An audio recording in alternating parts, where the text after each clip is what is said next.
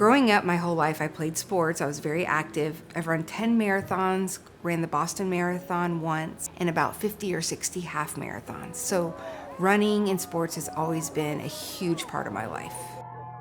It wasn't until after I had my children that the pain in my hips started preventing me from running. My left hip literally locked up and I could barely make it home on a morning run. At that point, I realized something isn't normal. I was diagnosed at age 40 with hip dysplasia and osteoarthritis, which happens because of hip dysplasia.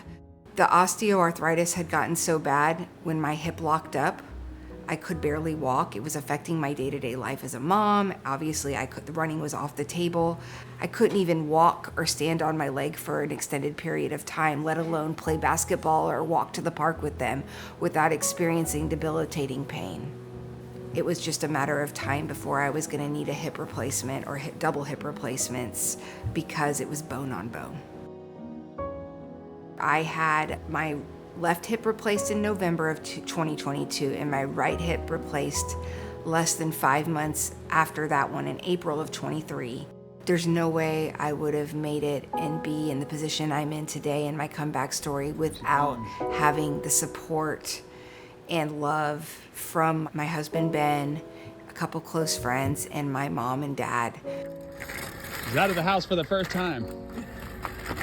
Out of the cave. Right now, I'm only 4 months on the other side of having my double hip replacements, but I feel like I am already getting my old self back. And I'm able to live day to day and be the mom that I want to be with my kids and play with them and not have to worry about just taking the day off to skip activities.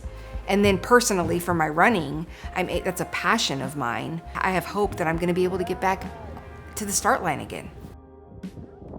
I found out about the Arthritis Foundation actually later in the process after my first surgery.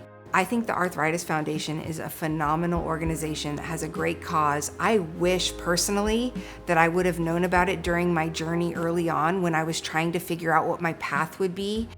It would have been nice to have a support system as well as a list of physicians in the city who specialize with osteoarthritis and hip replacement. For people who have been diagnosed with arthritis or osteoarthritis, the future after a joint replacement looks promising. And just know that there is hope on the other side and you can get the life that you want back and maybe potentially even a better life.